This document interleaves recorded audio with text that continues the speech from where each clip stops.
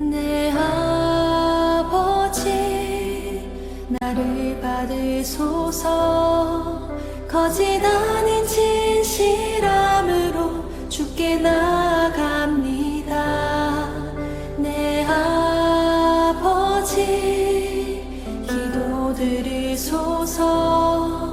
입술 아닌 참마음으로 주께 나아갑니다.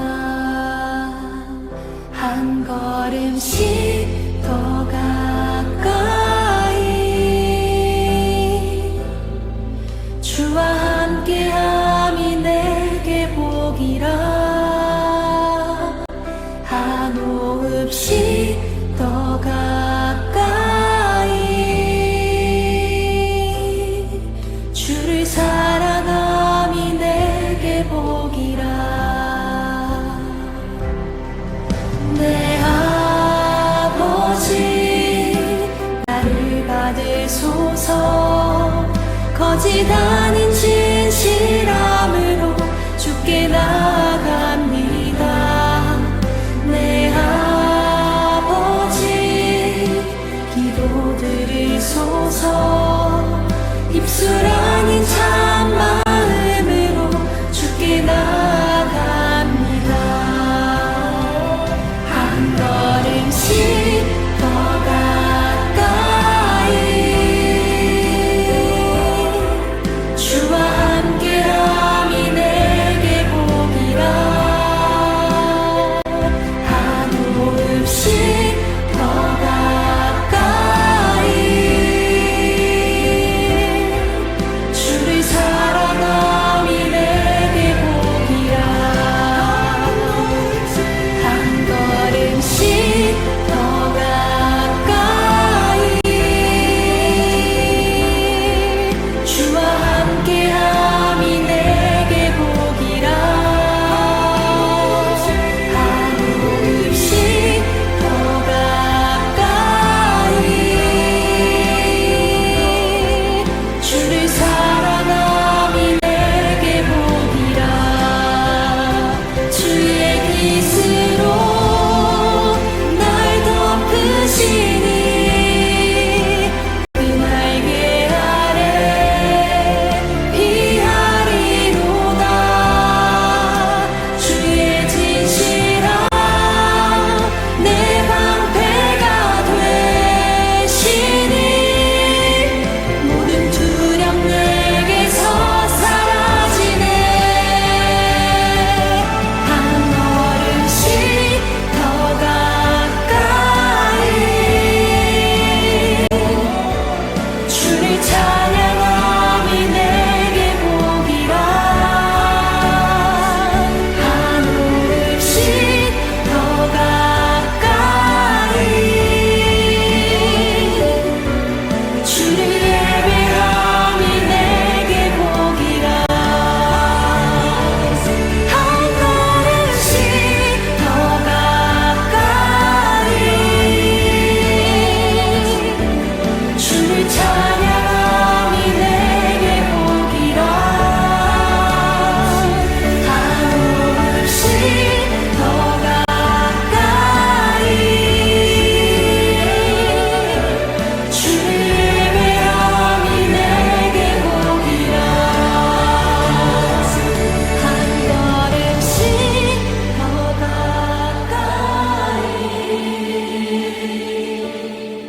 주를 찬양함이 내게 복이라. 한 호흡씩 더 가까이 주를 예배함이 내게 복이라.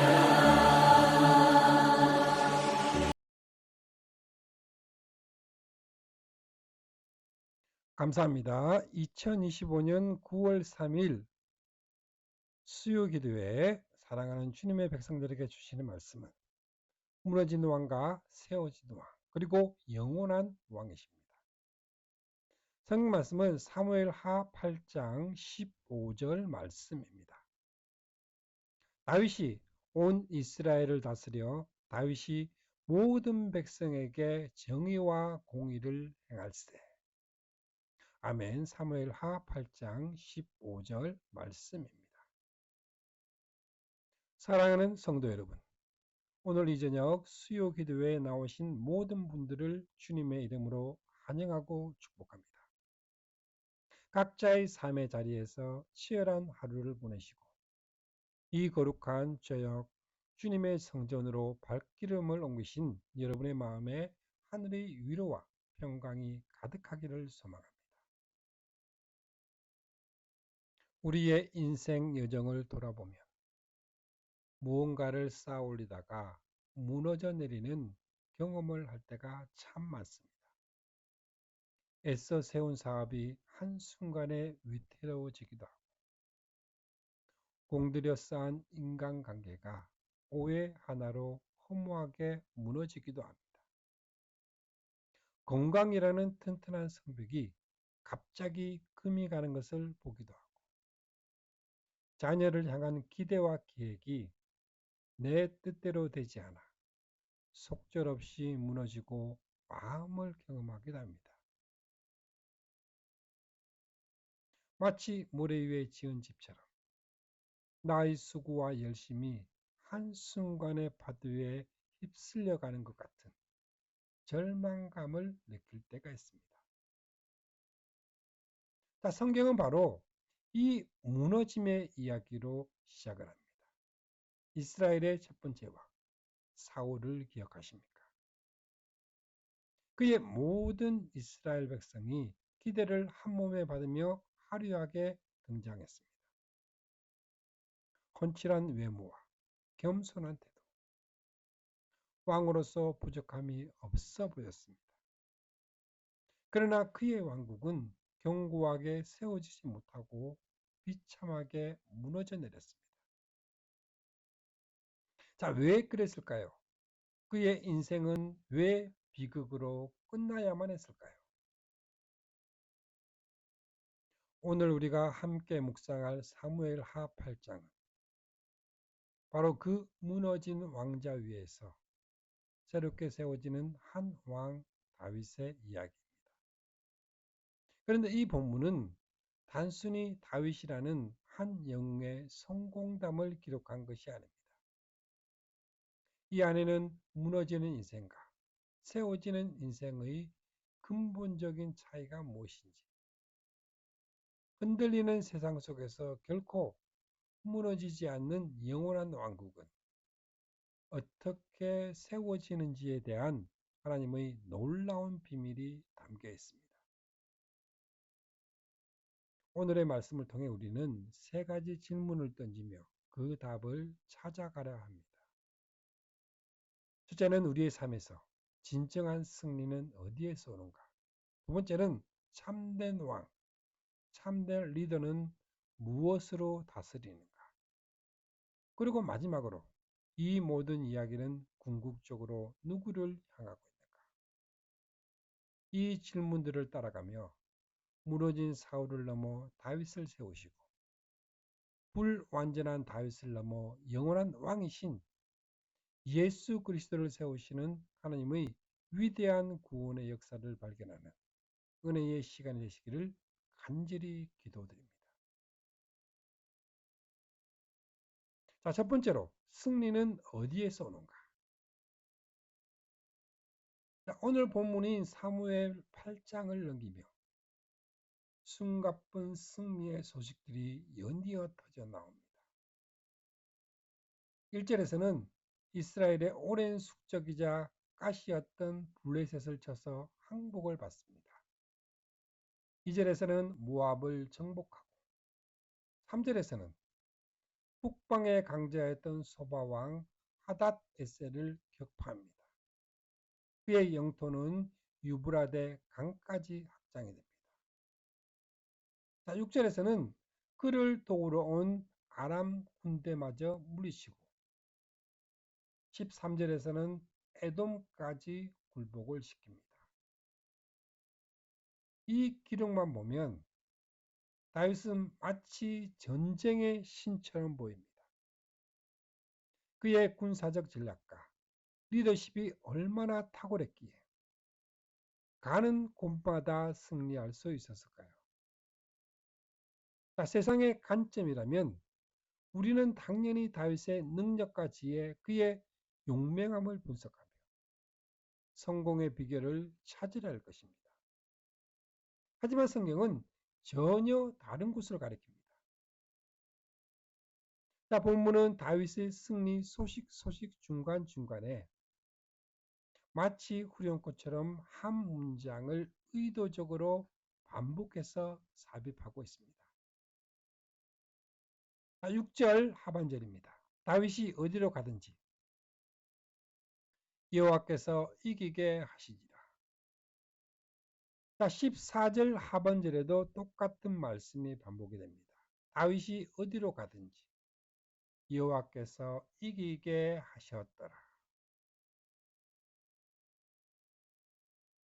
성경은 지금 다윗의 위대함을 말하고 있는 것이 아닙니다. 다윗의 승리의 근원이 누구인지를 분명히 선포하고 있는 것입니다. 자, 이 승리는 다윗에게서 나온 것이 아니라 여호와 하나님으로부터 온 것이라 선언합니다. 자, 히브리 원어를 보면 이 의미는 더욱 분명해집니다. 자, 여기서 이기게 하다로 번역이 된 와이오샤. 와이오샤는 야샤라는 동사에서 왔는데 이 단어는 단순히 승리하다는 뜻을 넘어 구원하다, 해방시키다라는 깊은 신학적 의미를 담고 있습니다. 다윗의 전쟁은 그의 업적 쌓기가 아니라 하나님의 구원 행위 그 자체였다는 것입니다. 이것이 바로 무너진 왕, 사울과 세워지는 왕 다윗의 결정적인 차이입니다. 사울도 전쟁에서 승리한 경험이 있습니다. 그러나 그는 승리한 후에 무엇을 했습니까? 아말렉과의 전투에서 승리한 후 하나님의 명령을 어기고 가장 좋은 전리품을 숨겼습니다. 자신의 승리를 기념하기 위해 기념비를 세웠습니다. 자, 그의 승리는 철저히 자기 자신을 위한 것이었고 영광을 가로채는 도구였습니다. 결국 그의 왕국은 그 교만 위에서 무너져 내렸습니다. 그러나 다윗은 어떻게 합니까? 11절 말씀을 보겠습니다. 다윗 왕이 그것도 여호와께 드리되 그가 정복한 모든 나라에서 얻은 은금 곧 아람과 모압과 암몬 자손과 블레셋 사람과 아말렉에서 얻은 것들과 소바왕 롭의 아들 하닷 에셀에게서 노력한 것과 같이 드리니라. 다윗은 모든 전리품을 자신의 창고에 쌓아두지 않았습니다. 그는 그것을 거룩하게 구별하여 하나님께 바쳤습니다. 장차 세워질 하나님의 성전을 위한 재료로 비축해 둔 것입니다. 그는 알았습니다. 이 모든 승리가 내 것이 아니라 하나님의 것이며 이 모든 영광은 오직 하나님만이 받으셔야 함을 말입니다. 그의 믿음은 소바 왕과의 전투에서 극명하게 드러납니다. 다윗은 엄청난 수의 병거와 말을 노획을 합니다. 고대 전쟁에서 병거와 말은 오늘날의 탱크나 전투기와 같은 최첨단 무기였습니다. 군사력을 강화할 절호의 기회입니다. 그러나 다윗은 어떻게 합니까? 병거 100대를 제외한 모든 말의 힘줄을 끊어버립니다. 군사적으로 이해할 수 없는 어리석은 행동입니다. 그러나 이것은 그의 신앙 고백이었습니다. 신명기 17장 16절에는 왕이 될 자는 말을 많이 두지 말라 경고합니다. 군사력을 의지하지 말고 오직 하나님만 의지하라는 명령입니다. 다윗은 그 말씀을 기억을 하고 순종한 것입니다. 그는 시편 20편 7절의 고백처럼 살았습니다. 자, 어떤 사람은 병거, 어떤 사람은 말을 의지하나 우리는 여호와 우리 하나님의 이름을 자랑하리로다. 사랑하는 성도 여러분, 자, 오늘 우리의 삶의 전쟁터에서 무엇을 의지하고 계십니까? 나의 경험, 나의 지식, 나의 재물, 나의 인맥이라는 병거와 말을 더 많이 모으는 것에 분주하지는 않습니까? 그것들이 나에게 승리를 가져다 줄 것이라 믿고 있지는 않습니다. 오늘 말씀을 분명히 선언합시다. 우리의 참된 승리, 영원한 승리는 나의 능력이 아닌 하나님의 구원하심에 있습니다. 우리의 삶이 하나님의 손에 붙들려 있을 때, 우리가 모든 영광을 하나님께 돌려드릴 때, 하나님께서는 우리가 어디로 가든지 이기게 하시는 여호와니시 승리의 하나님이 되어주실 줄 믿습니다. 두 번째로, 참된 왕은 무엇으로 다스리는가? 다윗의 위대함은 단지 외부의 적들을 정복한 것에만 있지 않습니다. 한 나라의 진정한 왕은 영토의 크기나 군사력에 있는 것이 아니라 그 나라를 다스리는 통치의 원리에 있기 때문입니다. 자, 사무엘 하 8장은 다윗의 화려한 대외 정복 기록을 마친 뒤에 아주 중요하고 압축적인 한 문장으로 그의 통치를 요약합니다. 자, 오늘의 말씀의 중심성구인 15절 말씀입니다. 다윗이 온 이스라엘을 다스려 모든 백성에게 정의와 공의를 행할세. 정의와 공의, 이것이 다윗 왕국의 통치 강령이었습니다. 히브리어로 정의는 미시파르, 공의는 체다카입니다. 이 두 단어는 구약 성경에서 하나님의 성품과 통치를 설명하는 가장 중요한 핵심 가치입니다. 미시파트는 사회적으로 약하고 억울한 자들의 권리를 찾아주고 깨어진 질서를 바로잡는 하나님의 공정한 법 질서를 의미합니다. 이 체다카는 단순히 죄가 없는 상태를 넘어 관계 속에서 마땅히 행해야 할 언약적 사랑과 신실함, 긍휼을 의미합니다. 다윗이 힘으로 나라를 다스리지 않았습니다. 그는 하나님의 성품인 정의와 공의로 백성을 다스렸습니다. 억울한 자의 목소리에 귀 기울이고 가난한 자와 가부를 돌보며 모든 백성이 하나님의 공정한 통치 아래 평화와 안식을 누리도록 힘썼다는 것입니다. 이것이 하나님께서 그를 내 마음에 합한 자라 부르신 이유입니다. 이 정의와 공의가, 그 통치가 얼마나 중요한지를 보여주기 위해 성경은 의도적으로 사무엘 8장 바로 뒤에 9장의 이야기를 배치를 합니다. 8장이 힘과 정복, 승리의 이야기였다면 9장은 놀랍게도 은혜와 자비, 사랑의 이야기입니다. 모든 대적을 굴복시킨 유리아 왕 다윗이 수소문에서 찾은 사람이 누구입니까? 바로 자신의 정적이자 원수였던 사울의 손자 머비보셋입니다. 그는 두 다리를 저는 장애를 가졌고 왕의 은혜는커녕 죽음을 당할까 두려워 숨어 지내던 비참한 신세였습니다.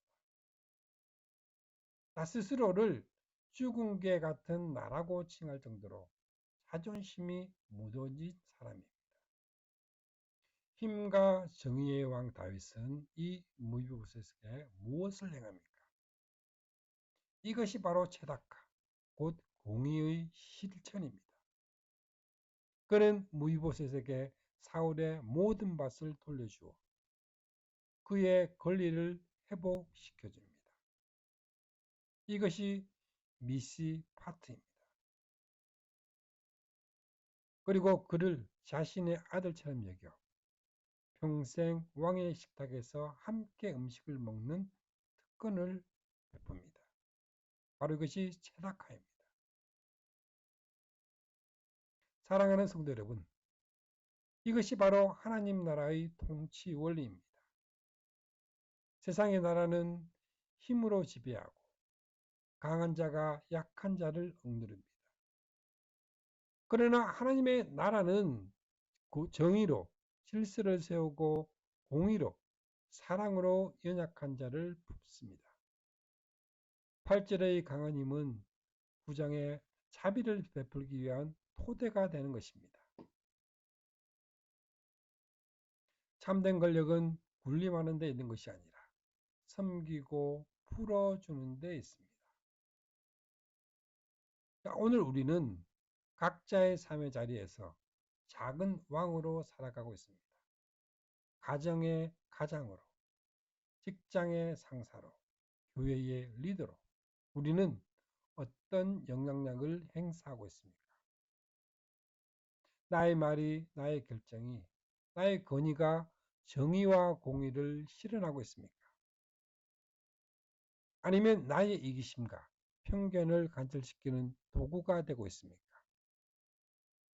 다윗처럼 우리에게 맡겨진 작은 왕국에서 하나님의 미시파트와 체다카를 실현하며 살아갈 때 비로소 우리는 하나님의 통치를 이 땅에 드러내는 거룩한 백성이 될 것입니다. 세 번째로 이 모든 이야기는 누구를 가리키는가? 우리는 오늘 다윗의 놀라운 승리와 그의 정의로운 통치를 살펴보았습니다.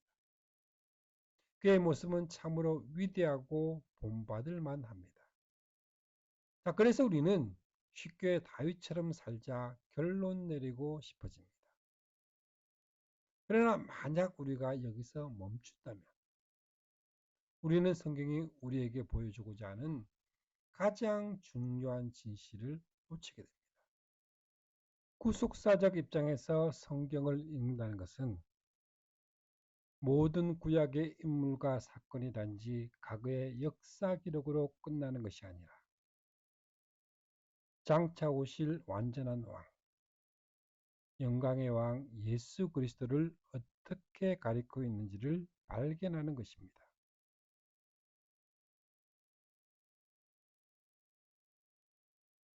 예수님께서 친히 말씀하셨습니다. 요한복음 5장 39절에 이 성경이 곧 내게 대하여 증언하는 것이니라. 그런 의미에서 다윗은 위대한 왕이었지만 결코 우리의 최종 목적지가 될 수 없습니다. 그는 그림자요 모형일 뿐입니다. 우리 모두가 알다시피 이 위대한 왕 다윗도 결국 제 앞에서 처참하게 무너집니다. 자신의 충성스러운 부하의 아내를 탐하고 그 죄를 덮기 위해 살인까지 저지르는 끔찍한 죄를 짓습니다. 정의와 공의로 다스리던 그가 가장 불의하고 불공정한 죄를 저지른 것입니다. 바로 이 지점에서 우리는 다윗을 넘어 다윗보다 더 위대하신 왕을 바라보게 됩니다. 다윗은 어디로 가든지 여호와께서 구원해 주셨습니다. 그러나 예수님은 친히 우리의 구원이 되기 위해 이 땅에 오셨습니다. 다윗은 골리앗이라는 거인을 쓰러뜨리고 블레셋의 입장 압제에서 이스라엘을 해방시키셨습니다. 그러나 다윗의 아들이신 예수 그리스도께서는 인류의 가장 강력한 원수인 죄와 사망이라는 거대한 골리앗을 십자가에서 완전히 박살내시고 우리에게 영원한 해방을 주셨습니다.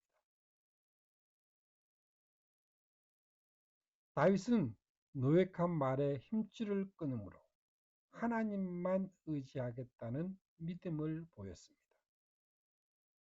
그러나 예수님께서는 십자가 위에서 자신의 손과 발에 못이 박히심으로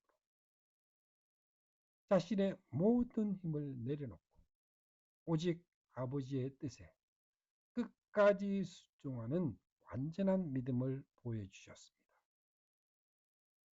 다윗은 정의와 공의로 다스리는 왕국의 모형을 보여주었습니다. 그러나 이사야 선지자는 예언합니다. 이사야서 9장 7절입니다. 그의 나라는 다윗의 왕자와 그의 나라에 군림하여 그 나라를 굳게 세우고 지금 이후로 영원히 정의와 공의로 그것을 보존하실 것이라. 예수 그리스도만이 이 땅에 완전한 정의와 공의의 나라, 영원히 흔들리지 않는 하나님 나라를 세우실 유일한 왕이십니다. 가장 감격적인 것은 무비보셋의 이야기입니다. 다윗은 원수의 가문에 속한 두 다리를 저는 비참한 무비보셋에게 은혜를 베풀었습니다. 이것은 바로 죄로 인해 하나님과 원수가 되었고 영적으로 설 수 없는 장애인이 되어 죽은 개와 같았던 우리를 찾아오신 예수 그리스도의 사랑을 보여주는 가장 완벽한 예표입니다. 그분은 우리를 있는 모습 그대로 부르셔서 우리의 모든 죄를 용서하시고 우리를 왕같은 제사장으로 하나님의 자녀로 삼아 주셨습니다. 그리고 영원한 왕의 식탁, 천국 잔치에 참여하는 영광스러운 특권을 우리에게 허락하셨습니다. 그러므로 사무엘하 8장의 이야기는 다윗처럼 위대해지십시오. 다윗처럼 위대해지십시오 말하지 않습니다. 오히려 이 위대한 다윗조차도 불완전했으니 그의 삶이 가리키는 저 영원하고 완전한 왕 예수 그리스도를 바라보십시오. 외치고 있는 것입니다. 우리의 소망은 다윗에게 있지 않고 오직 다윗의 뿌리요 다윗의 자손이신 예수 그리스도께만 있습니다. 당신은 누구의 왕국에 속해 있습니까? 말씀을 맺겠습니다. 사랑하는 성도 여러분, 이스라엘의 첫 왕 사울의 왕국은 왜 무너졌습니까? 그의 승리가 자신에게서 나온다고 믿었고 자신의 힘으로 다스렸습니다. 그의 인생이 오직 자기 자신만을 가리켰기 때문입니다. 그의 왕국은 모래 위에 지은 집과 같습니다. 반면 다윗의 왕국은 왜 견고하게 세워질 수 있었습니까? 비록 그 역시 죄로 넘어졌지만 그는 근본적으로 자신의 승리가 하나님께로부터 온다는 것을 알았습니다. 여호와께서 이기게 하십니다. 그는 하나님의 통치 방식인 정의와 공의로 다스리고자 몸부림쳤습니다. 그리고 그의 인생 전체는 그 자신을 넘어 장차 오실 메시아, 영원한 왕을 가리키는 이정표가 되었습니다. 오늘 우리는 이 두 왕의 길 위에서 어디에 서 있습니까? 사울입니까? 다윗입니까? 여전히 내 힘으로 나의 왕국을 세우려 애쓰다가 반복되는 무너짐 앞에 절망하고 있지는 않습니까?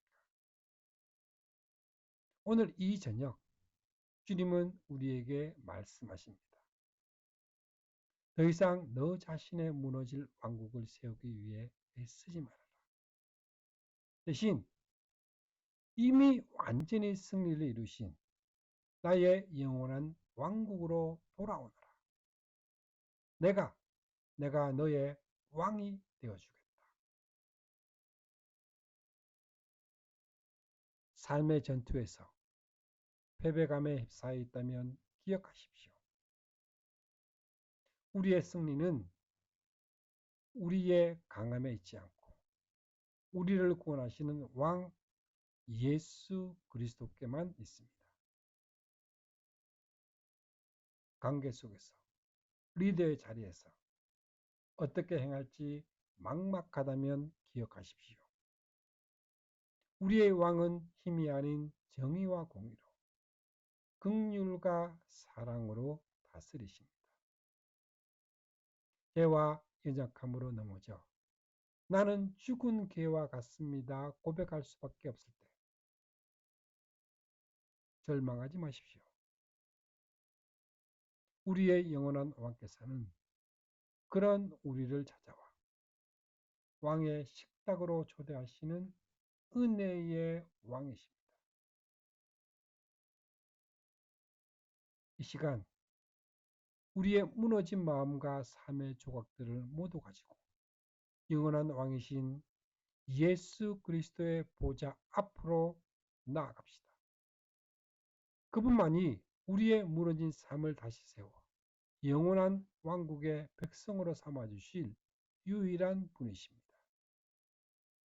그 왕의 다스림 안에서 참된 승리와 평안을 누리며 살아가는 저와 여러분 모두가 되시기를 주님의 이름으로 축복도 축복합니다.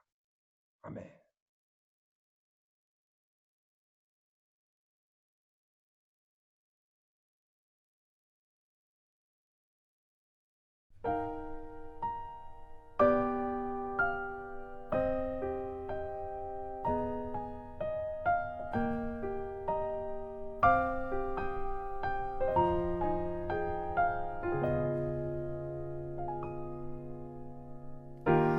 그분의 뜻대로 날 이끄시네.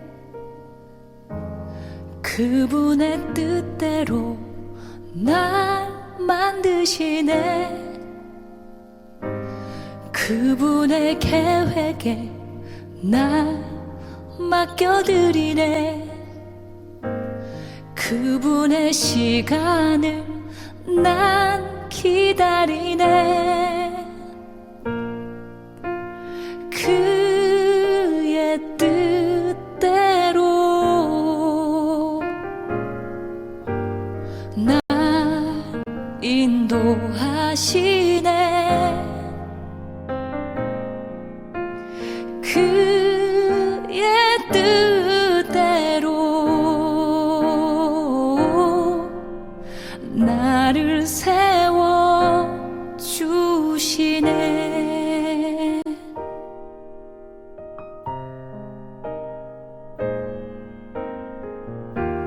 그분의 뜻대로 날 이끄시네.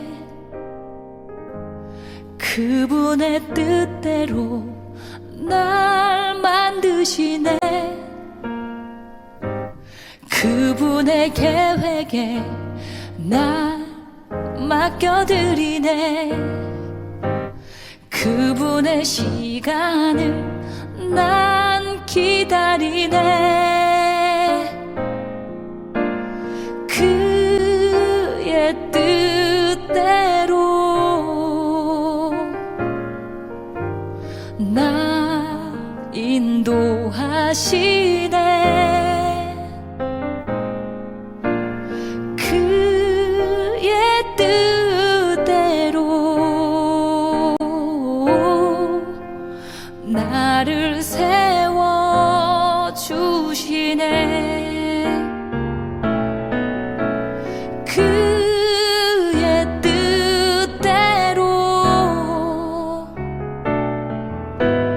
날 인도하시네. 그의 뜻대로 나를 세워 주시네. 그의 뜻대로 나 인도하시네. 그의 뜻대로 나를 세워 주시네.